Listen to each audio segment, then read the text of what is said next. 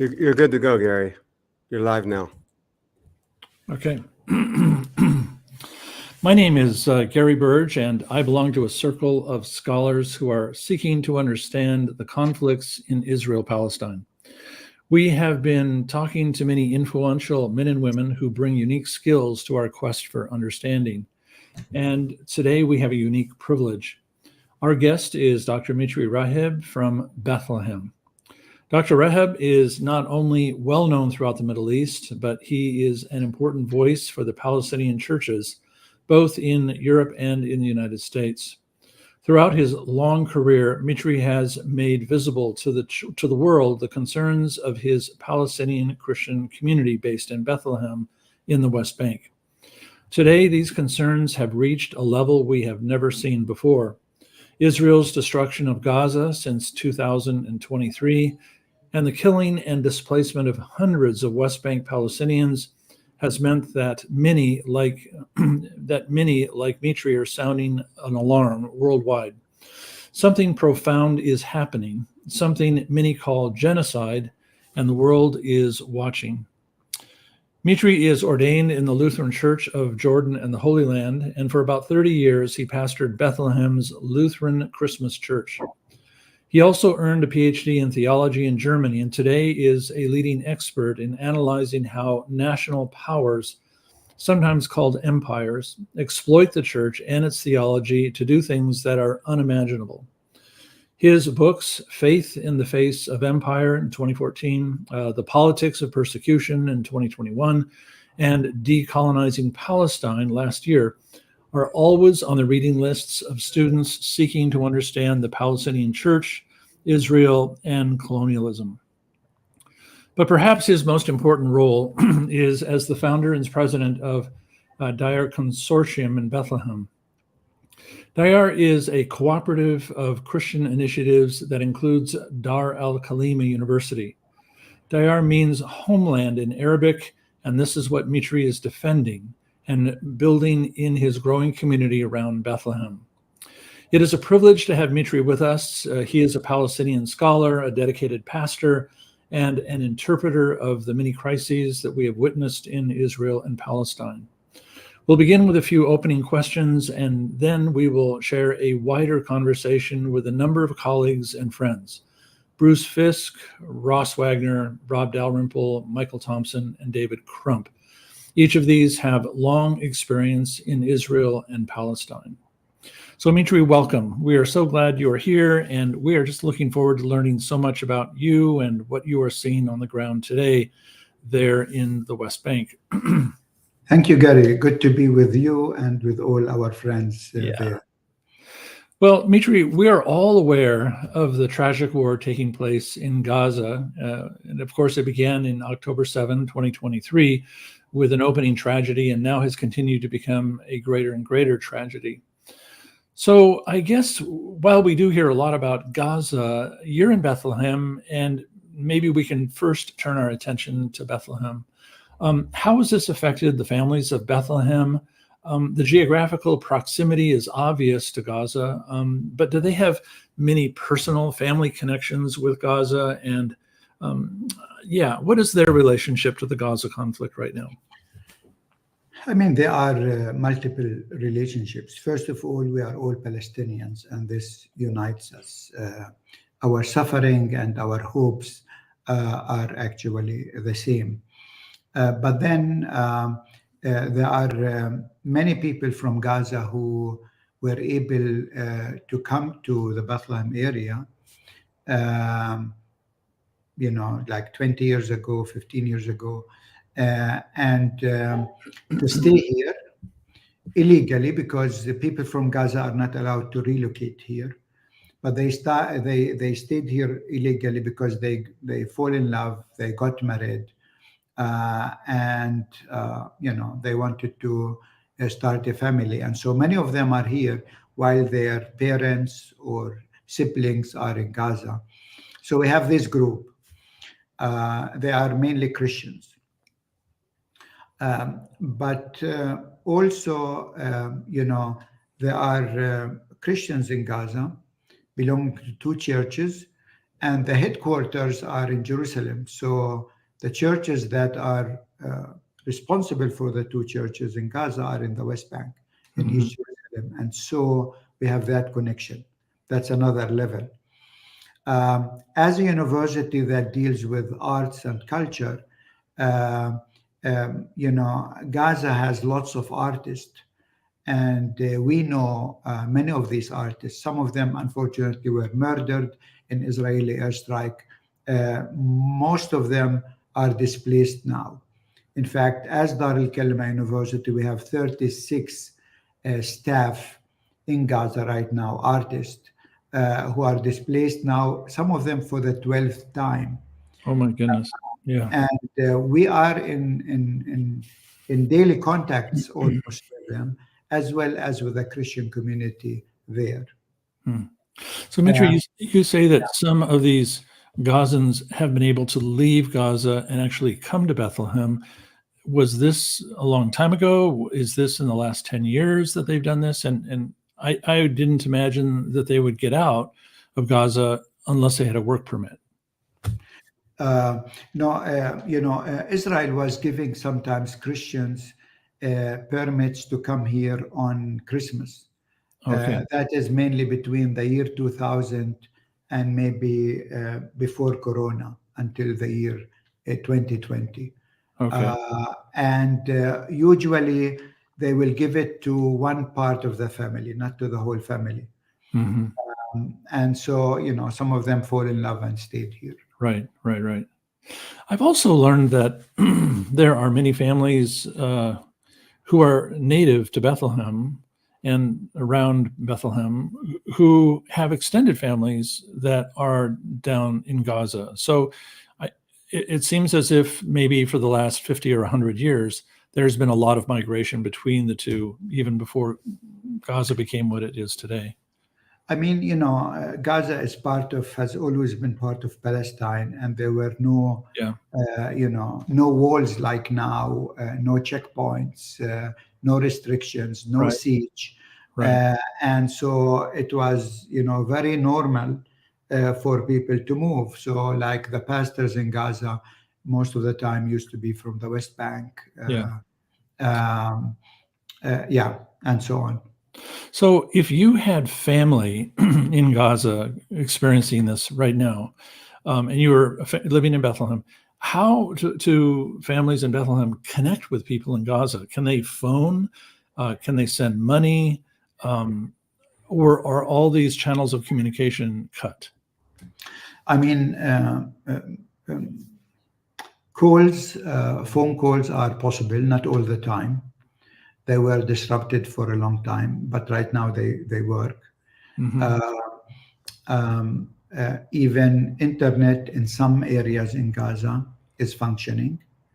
So over Facebook or Messenger, usually people communicate, WhatsApp, etc. I mean, I'm in daily contact with people in Gaza through, say, WhatsApp or Messenger, for example. But also, we have right now 600 students from Gaza who are taking online classes at our university. So they have sporadic access to the internet. So what we do is professors, they videotape the class and they upload it on YouTube, and people in Gaza can watch the class on YouTube whenever they have access to the internet. So I assume that these students have, I guess, what we might call visa, educational papers, a pass, so that they can come and study in Bethlehem. If they cannot come, it's all online. Oh, it's all online. Online. Okay. Right. I mean, we used to have a campus in Gaza, our university. Yeah. In fact, Al-Kalima was the only university in the West Bank with a campus in Gaza. Unfortunately, this campus was destroyed by an Israeli airstrike during Holy Week this year. So it is now really in rubble. So we had students in person at our campus in Gaza, not anymore. I think I have read someplace, Mitri, that most, if not all, of the universities in Gaza have been destroyed. Correct. Our university was the last to be destroyed. In fact, all others were destroyed during last year, mainly. So between October and January. Yeah. Well, one of the things that we don't hear as much about as we would like, of course, right now we know that Gaza is an unspeakable tragedy, but we rarely hear about what's happening in the West Bank. And of course, you're not only connected to Gaza, you're connected to the West Bank directly. So first of all, maybe for our listeners, you can just clarify for us, what is the West Bank? Why do we call it the West Bank? Where is the West Bank? And what is happening today on the West Bank?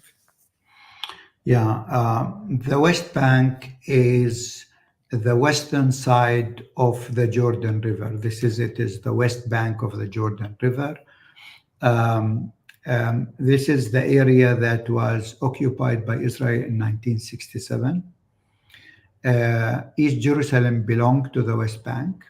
So groups who have been to the old city of Jerusalem, all of that is part of the West Bank. But the West Bank right now, which is either the hill area of historic Palestine or the Jordan Valley, most of it, if you look at it today, it looks very much like a piece of a Swiss cheese, where Israel gets the cheese, that's the land and the resources, and the Palestinians are pushed in the holes. And Bethlehem basically is one of these holes in the cheese. So today Bethlehem is surrounded from three sides by a 25-foot high wall and surrounded by 22 Jewish Israeli settlements. These settlements and the Israeli military, they control 86% of our land in Bethlehem, of the Bethlehem County. So we control only 14% of our own land in the West Bank. This is occupied land. Yeah. That gives you an idea, how life is. And this is why, right now, it becomes very difficult to move from one hole to the other in the cheese, because Israeli are sieging even our cities, and we have to cross through checkpoints. And like today, a professor, a colleague of mine, came from Ramallah to give his classes. He spent 3 hours for it's less than 20 miles, because there is Israeli checkpoint and they have you wait and wait and wait, just to make you angry. I mean, Right. as a dehumanization. Yeah. So movement is becoming very difficult, and you have Jewish settlers roaming on West Bank roads. All of them are equipped with with guns, and they shoot at Palestinians. A colleague of mine, an Anglican pastor, a month ago, they shot at his car when he was driving with his son. Thanks God he was not killed, but his car was badly damaged. And this is unfortunately happening now every day, because the Jewish Israeli settlers, they feel that now it's their time to take as much land as possible. And actually, one of the Israeli ministers in the Israeli cabinet said that people in the West Bank, Palestinians in the West Bank, have 3 choices: either to leave the country, because this is Jewish country, Right. or to submit for Jewish supremacy and to live in an apartheid system as a 4th, 5th grade Did he use the word apartheid? That's amazing. No, he didn't use the word, but I'm using it because okay. Yep. Or otherwise he will be killed. So these are the 3 options. And so this is now they feel actually also with what's going on in the United States, Right. that they can do whatever they want. Nobody will be able to challenge them or to question them. So a lot of this sort of these activated settlers are doing these things for the last 12 months. This is directly connected to October 7 of last year. And they see that the wars in Gaza and Lebanon are just a major distraction. And they think, well, okay, we can get away with this now. Or inside of Israel proper, is there now such a strong antagonism toward Palestinians because of Gaza and Lebanon that they feel they can get away with whatever they wish? I mean, they have been doing that for a long time. Yeah. But now they are doing it very aggressively. Yeah. I think for many of us in the United States and in the West, we have difficulty understanding. So there's the West Bank. Is it in Israel? Is it not in Israel? If it's not in Israel, then why is the Israeli army there? And what is the status? You have Israeli citizens living right alongside of Palestinians who are non-citizens. The West Bank seems to be a fairly confusing phenomenon. And when I've been in the country, as I have many times, if you ask an Israeli, well, is the West Bank Israel? You never get a straight answer. Yeah. No, I mean, the West Bank is not Israel. According to international law, it's not. It's occupied land. Right. And why you have soldiers, Israeli soldiers, Jewish soldiers here? Because it's occupied. They are the occupier. It's like the Russian in the Ukraine right now. Yeah. This is how it is in the West Bank. Yeah. Gaza has been besieged by Israel for the last 20 years. Right. So though they pulled out of Gaza, but they continued to occupy actually the borders, the air, the water, the sea in Gaza. So Gaza was also occupied. Right. Mitri, my last question would be this. I think if the average person were living under the circumstances that are common to the Palestinians today, they would experience enormous despair, enormous discouragement, hopelessness. How would you describe Palestinian life as they look at their story and their future? I think if Americans will go through what we are going, they will all become ISIS, even if they are Christians. Yeah. Because if you are humiliated day in, day out, if you see your livelihood being destroyed over and over again, if you see how you are humiliated at the checkpoints on daily basis, if you see that you have at least one person in your family in an Israeli prison without charge. Right now, just from October 7th until now, Israel has detained over 11,000 young Palestinian people. Every family has somebody in prison. Since 1967, over 1 million Palestinians have been through Israeli prisons. These are not terrorists. I mean, this is just to break the will and the ambitions of Palestinians to have life in dignity. I mean, many people are depressed with the situation. So we feel that with high unemployment. I mean, right now the unemployment is over 70%, and people without income. So you can imagine how difficult it is. Some people are thinking of immigrating. In this last year, over 70 Christian families from the Bethlehem area immigrated. And it is terrible. But on the other hand, our Palestinian people have demonstrated over and over again resilience. Right. They do not give up. And they don't want to surrender to the powers of destruction and to the power of the empire. This has been our story for the last 3,000 years. Yeah. Well, in my experience, it's been an inspiring story that lives right alongside of tragedy, but resilience is the word I come back to again and again. Well, let me introduce some of my colleagues who are with us.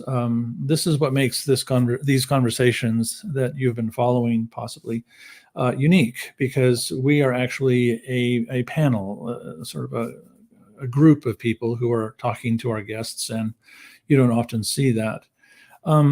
With us are Michael Thompson, who is an editor at Cascade Publishers.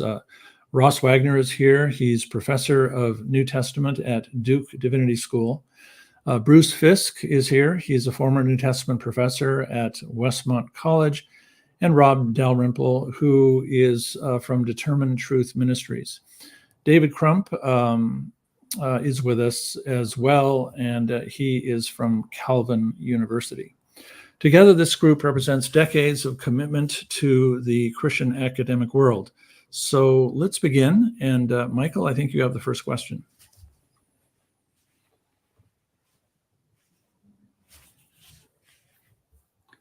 You're muted, Michael.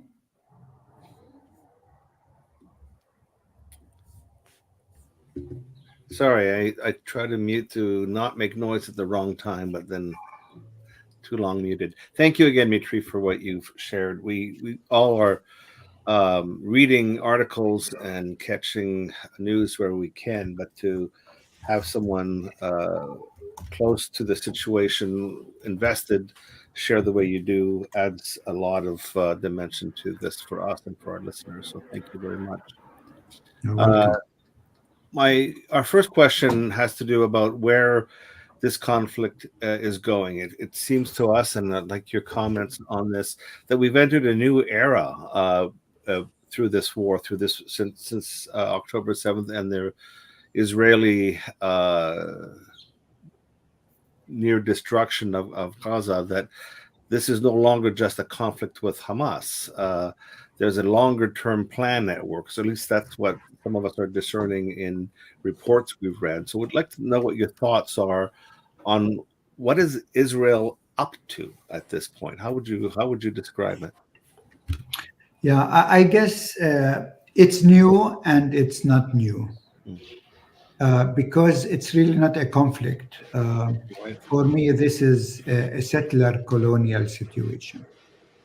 And this has been in the making for the last 100 years, since the Balfour Declaration, who gave historic Palestine to the Jewish people as homeland. They were less than 5% of the people in Palestine at that time, neglecting the national rights of the 95%. And since then, Israel has gradually been taking over and over more and more land, and trying to get rid of more and more from the native people. So basically, it's all about geography and demography. Israel wants more geography. Israel actually is addicted to land, but they want to have the land just for themselves. And this is the settler colonial ideology. Settlers from another country, they come to a foreign country, not to share the land with the natives, but to replace them. And this is really what has been going on for the last 100 years. But this is now the climax. Israel, under Netanyahu now, felt that now is the time to close, the deal once for all, to destroy Gaza, to make life in Gaza unlivable. And this is the aim. It's not about Hamas. Why else destroy 88% of the schools? Why destroy all the universities? Why destroy 90% of the hospitals? Because Israel, I'm not sure this sound, it's not from me. It's like Israeli helicopters somewhere, but okay, now it's gone. So Israel wants to make life in Gaza unlivable, because they wanted actually to drive the Palestinians in Gaza out into the the Sinai Peninsula to throw them basically into Egypt. Egypt made that plan not workable, and now they want to make life unlivable so that people will on voluntarily basis be displaced because they cannot send their kids to schools, they cannot send their patients to hospitals, they have no water, they have no electricity, nothing. And just to clear the rubble from Gaza, it might need 8 years just to clear the rubbles. You have to imagine. So this is the aim. And now members of the Israeli Knesset are saying loudly that they would like to resettle the northern part of Gaza. So basically, you chase the native people out and you put foreign Jewish settlers. They want to do something similar in South Lebanon, again, to control the southern part of Lebanon. Now they want to control the western part of Syria even. So that's the expansion. And this is, something typical for settler colonialism. So it's not a conflict. It is a settler colonial situation. And in a settler colonial situation, genocide, unfortunately, has been used over and over again. Thank you. That's a helpful analysis. But in sheer tactics for the last number of conflicts since the first occupation, since the Nakba, have been a much smaller scale. So that's why some of us have been wondering, where's the finish line, or is there one? You've alluded that Lebanon and Syria are on the drawing board. How can they imagine displacing 2.5 million people in the West Bank, for instance? There's already clearly some increased militarization in those communities as well. They can do that because the world is silent. Yeah. And not only silent, but complicit. And I think right now, before the American elections, they feel no candidate will be able to challenge Israel. So they see this is like a golden opportunity for them to finish the job they always wanted to do, but never dared. Now they are daring to do the job that was always part of the Zionist ideology, to get all the geography and to get rid of all the Palestinian demography. Very dark prognosis. My colleague Ross Wagner, I think, has the follow-up. Mitri, good to see you. Good to see you. I'd love to continue this line of discussion. I mean, what you've described is chilling. I wonder if you could say something about the religious element in this, and that it specifically, we've been seeing pictures in our news media of Sukkot as it's celebrated throughout Israel, and we saw a group of people putting up tents right on the border with Gaza as part of a claim to the right to resettle Gaza.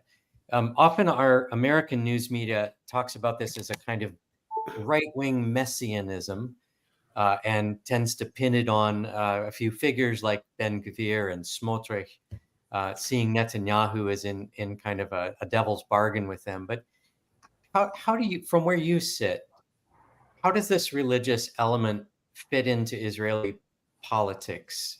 I think about that. Yeah, I think the religious element is very important. And here I would like to say that if you listen to Israeli politicians, I'm not talking about Ben Gvir and these messianic. I'm talking about the main figures in Israeli politics since 100 years ago. For them, the book of Joshua was the blueprint.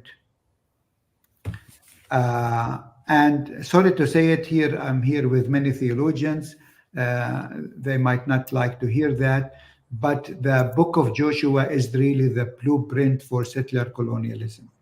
It's God himself commanding, Joshua to go and kill everything, not to leave anybody, not a suckling, not an old man, not a woman, not a sheep, not an ox, but everything.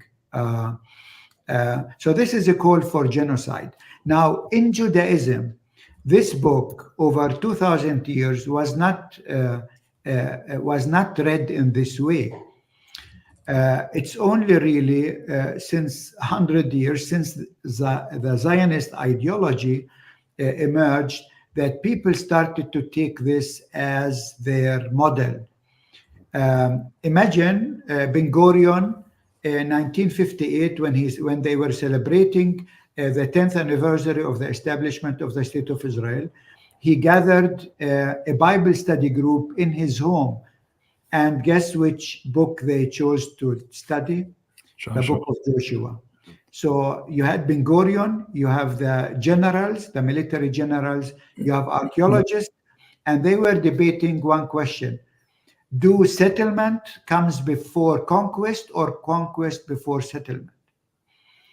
A bit later, after 67, Dayan, the Israeli military person, wrote a book about reading the Bible or something. And there he saw in himself Joshua. He said, Ben Gurion was not Joshua. I am Joshua. I'm going to finish the job. And I did it because I occupied all of historic Palestine. Now, Netanyahu, on 27th of October last year, when he announced that, the Israeli troops are going into Gaza, he quoted 1 Samuel 15, verse 3, where God is saying, go in and smash Amalek and don't leave anything that is breathing. So you can see these are not Smotrich and Ben-Gvir.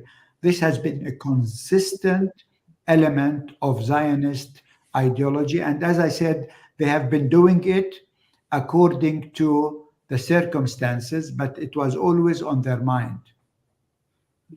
I really appreciate that clarification, because we hear so often in the West that the state of Israel was founded as a secular democracy, and often the justification for supporting Israel in the Middle East, it's the only democracy in the Middle East.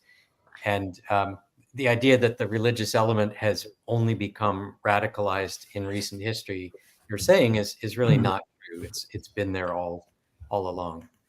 And it's funny. I think one Jewish scholar once put it this way: most of the Jews don't believe in God, but they believe that God gave them the land. Mitri, if I can just insert here a question. So you talked about the fate or the future of these 2.2, I guess, million people in Gaza. Israel planned to push them into Egypt through the Sinai, but I think that there's a wall there now even, but the Egyptians have said no to that. So what happens to these 2 million people in Gaza eventually? Just listening to your last remarks, would you imagine that a full, complete genocide of this population necessarily follows? Something has to happen to 2 million people. Where do you think this leads? Yeah, I can tell you what the Israeli, what they have done, which intentions they had. So they have already murdered over 50,000 people. They have injured over 100,000 people. There are more people under the rubble. They destroyed what I explained before. Right. But now, okay, those who were murdered, and on daily basis, they are murdering between 30 to 100 people on daily basis through airstrike. And by the way, most of these airstrike are AI generated. So it's artificial intelligence that actually recognized faces face recognition and motion recognition, and strike depending on those two factors.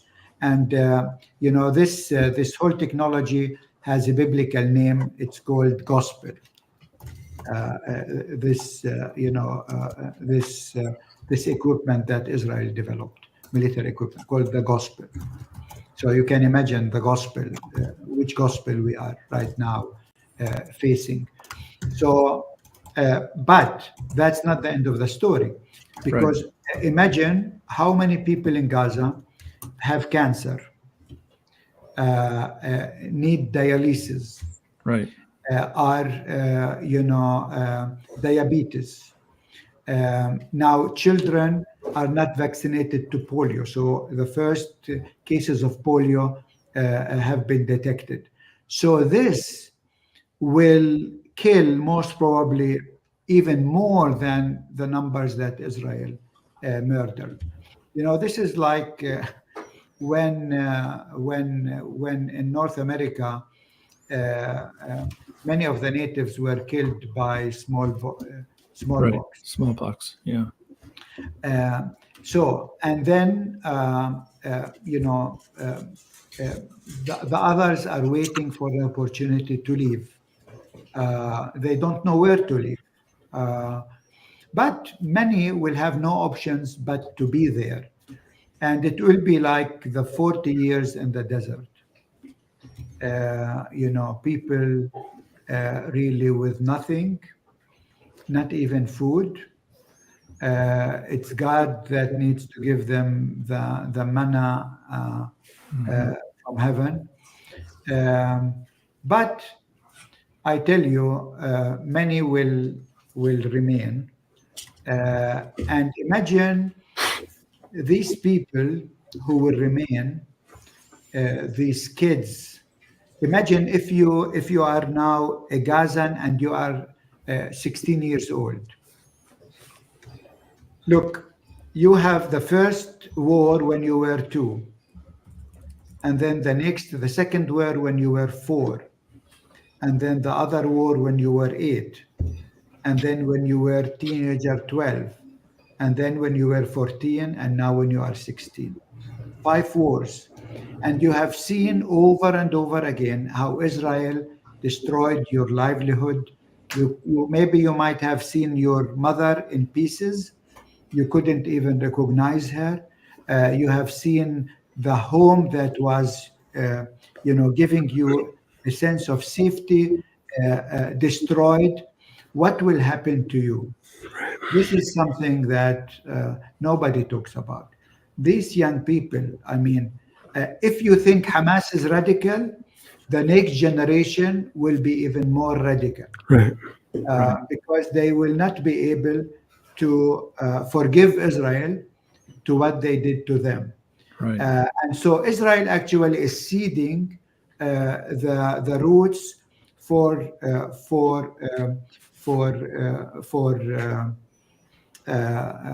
revenge. They think they can control that through military equipment, but even the military equipment will not be able to contain this rage that people will have. Right. Thanks, Mitri. It's a very grim story. Rob? Yeah. Mitri, thank you so much for being with us, and our hearts just go out for you. And I mean, there's just nothing that we can say really to other than we love you guys. We're praying for you guys. We're so sorry, and we're trying to speak up and be voices for you. Your last statement kind of alluded to what I was going to be getting into a little bit, and that is one of the common arguments we see in the West over here. Sorry, but this is what we hear, is that this is an issue of radical Islam, that radical Islam is a threat to Israel, and it's a threat to the Christians, whether they're in the West Bank or Gaza or Israel. And how do you respond to the argument then that says Israel has no choice but to destroy Hamas? I think you kind of alluded to that in your last answer there. And what's the solution then if it's not military?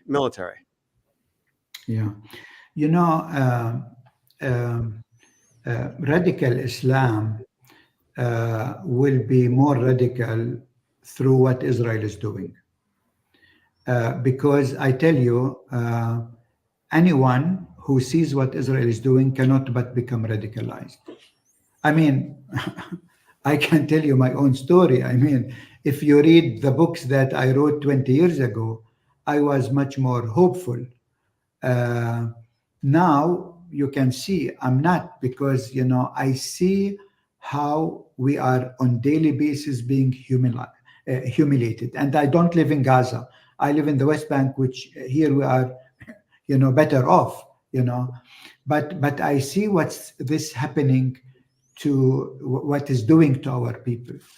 And I think it was an American professor, a New Testament scholar. I forgot his name. I quoted him in my book. Very, very famous. He wrote about the first century Palestine, that it was actually the military oppression of the Romans that created, the terrorist response. It's the state terror that creates terror. And we usually focus on terror, we don't focus on state terror. But it's really state terror that keeps producing terror. I mean, look at Afghanistan, what happened in Afghanistan. I mean, Afghanistan was much more peaceful until the Americans went there, the empire, and then they were, the Russian, etc., or the other way around. And people in Afghanistan who were oppressed by the empire became radicalized. This is what happens all the time. The thing is, I don't think that the empire gets the message that it is really their strategy that is creating all of this. And if you want to fight radicalism, I mean, I don't want to say only radical Islam, because we have also, radical Judaism. Nobody talks about them, right? I mean, people who are really believing in the book of Joshua as a blueprint, no, these are not radicals. This is the most radical Judaism, but nobody talks about it. So because everyone is obsessed with Islamophobia. But the best cure to religious radicalism for me is hope. Because where there is hope, radical ideology cannot prevail, because people have something to hope for. But if people feel there is nothing anymore to hope for, if they lose their faith in humanity, if they lose their faith in the UN, if they lose their faith in human rights organization, nothing will remain for them. The only and ultimate hope becomes God. And sometimes they have to resort to weapon, because they believe they were left with no other choice. So if we want to fight radicalism, hope is what we need to do. And so the option is not, there is no military option. For the last 100 years, Israel was trying to push us out. They will not succeed. And we will not succeed in pushing the Israeli out. At the end of the day, you have two peoples who have to share the land, and we are saying we cannot share it, but on equal basis. Irrespective, 2 states, 1 state, whatever, equality is something we cannot give up, but we cannot live and accept an apartheid system, because this is, again, against our human rights understanding, against our faith, where we believe that we are all created in the image of God, and again, modernity. Mitri, I want to tag on that comment about hope and broaden it a little bit. I have a question then from the Global South here in Peru about the Global South. And it seems to me that as the Palestinian community seeks partners and advocates, that in the last recent years, they've shifted some of their attention and maybe some of their hope onto the Global South. And maybe you could describe a little bit of that shift, if that's what it is that's going on. Are Palestinian Christians in Bethlehem, in the West Bank and Gaza, losing hope, or have they lost hope in the American Christian project or church? And are they finding hope or reasons for hope in the global South? Could you talk a little bit about that? I know you've been involved extensively outside of the North American context. Yeah. I think,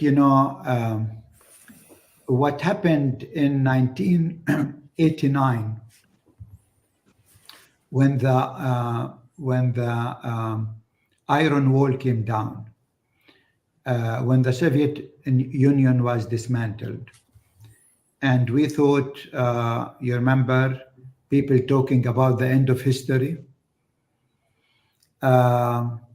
We thought that there is a new era coming, and this new era will bring hope, prosperity, and peace. Now, this happened in Germany, so was able to be unified. South Africa, they were able to dismantle political apartheid. And this triggered actually the Oslo, which was under American umbrella. So by the year 2000, it was clear that the US was not capable or not wanting to push the Israeli for a peace. They kept basically blaming the victim, which are the Palestinians. And in South Africa, people started recognizing that, yes, now they have equal votes, one person, one vote, but the economy and the land, which is economic apartheid, it's still there. They did not dismantle it. People in the South started seeing how their resources are being exploited. This has created a sense that, this monopolar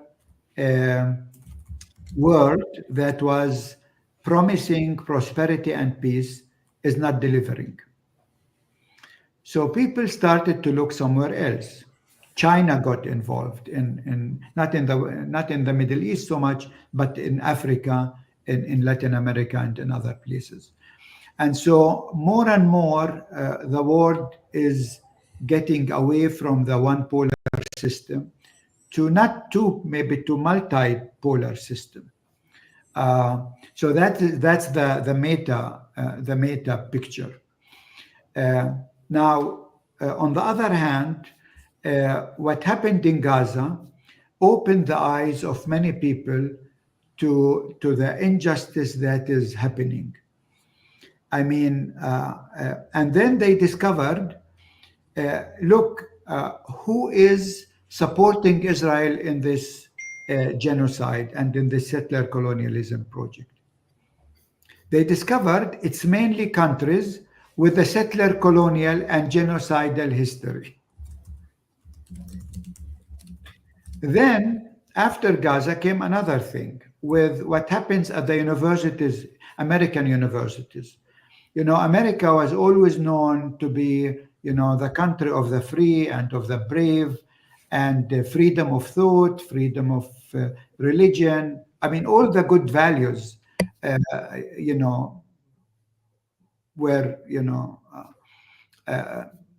for America was there. But then what happened at American university campuses showed that we cannot even trust the knowledge production of the West. It is high time to develop our own knowledge production, basically to decolonize knowledge. This created a movement also, not only between the countries that, the BRICS countries that are meeting today, like Russia and China and India and Brazil and others, but among scholars in the global south to say, you know what, we were blinded. We really believed the values of the West, but these values of the West that are great, they sound great, but they were never meant for us. They were only meant for the global north. They were always meant for people with blue eyes and blonde hair. They were never meant for brown bodies, never meant for black bodies, never meant for Arabs, never meant for Palestinians, never meant for Muslims. And this is creating, and I think this movement is just starting, but I think it will be growing to decolonize not only knowledge, but to embark on this decolonizing train that already left the station, but it will take some time to reach its goal. It's not something that will happen, most probably not during my lifetime.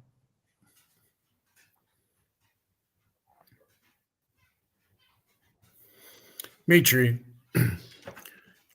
if we can return to the topic of religion again, just for a second, as we draw to a close here, I'm wondering if you could relate the role of religion, particularly Jewish Messianism and Christian Zionism, to the conflict as we see it playing out today.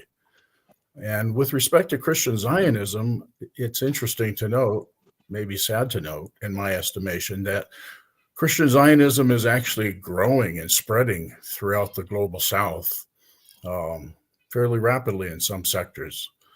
Can you talk a little bit about the role you see Christian Zionism and Jewish Messianism playing in this conflict? And thank you for being with us. Yeah, no, you are welcome. Yeah, I mean, you know, all of this movement really grew tremendously after 1967, when Israel won the 67 war. Jewish Messianism started building settlements in the West Bank, colonies mainly in the West Bank. American Christian Zionism were angry with the United States because they lost the war in Vietnam, and they felt they lost the war because they left that the US is not anymore a Christian nation. And they started looking at Israel as the embodiment of the eschatological hope. And also Islamic fundamentalism started growing because Arab nationalism was defeated, basically, and Muslims started saying Islam is the solution. Now, with all these three movements, what is happening is that they blend, all of them, religion with nationalism, and this is something very, very, very problematic. Even now, when I see Hamas fighters, saying the name of God when they threw a missile, I'm not happy about that, because again, it's misusing the name of God in a political struggle, and not maybe in the good way. So I think this is what is so dangerous, is this religious nationalism, that today this actually is being combined with populism everywhere in the world, and not only in these within the three monotheistic religions, but you go to India and you have this religious nationalism in the sense of the Hindutva, this Hindu national ideology. And this is why Modi is in bed with Netanyahu, because both of them share in this populism. You had Bolsonaro in Brazil, and so on. And this is a very, very dangerous era that we live in.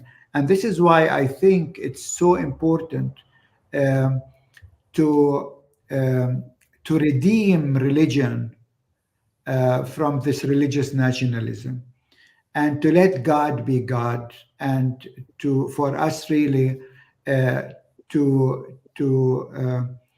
see that the reign of God that Jesus came to proclaim is actually the alternative to what we see today, to the empire, but also to this populism and to this kind of national religion.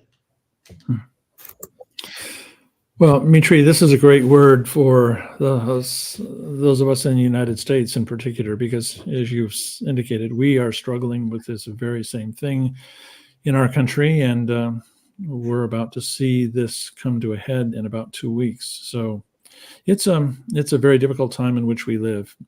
Mitri, we respect you so much, and we are so grateful for the work that you have done on behalf of your community, your people, and the way you have interpreted your own story for scholars, especially, I think, in the West. So we are grateful for your voice today, and we are working to do everything we can to amplify that voice. So thanks. Thank you, Gary. And I think we will be praying for you in the coming, not only the coming 2 weeks, but beyond that, because your situation sometimes I feel is more hopeless than ours. Wow, that's quite a statement. If I can ask a 2-second question that we did not put in on thing. I know you are working on a book on Gaza and theology after Gaza coming up, and I know that's something you're working on currently. There may be something else. Do you want to say a quick word about what's next? And very briefly, because we're out of time. But I thought I would want to hear that. The book Theology After Gaza actually will be sent to you end of this month, as promised. We have all the 22 essays, and hopefully it will come out mid next year. It will come out by cascade. If you buy it today, you will get a reduction. No, this is just a joke. No, there will be a pre-pub special. We'll discuss that and post that out there in due course. Yeah. This is a commercial because we are dealing with Americans. We love commercials. So the other book is called Tear Down This Wall. It's about 10 countries where the wall is playing a role. So these two should come next year, and there is a third one in the pipeline, but later maybe I will talk about it. Well, thank you for your written words as well as your spoken words today. Thank you. Again, thank you so much, Mitri, for being with us. We want to encourage you to subscribe to the CFIP YouTube page or the Determined Truth YouTube page. If you subscribe to it, you'll be notified of upcoming live streams. We'll continue to have these conversations as we continue to grieve and try to offer hope for our brothers and sisters in the Middle East. So thank you, Mitri, for being with us today. You are most welcome. Thank you for having me.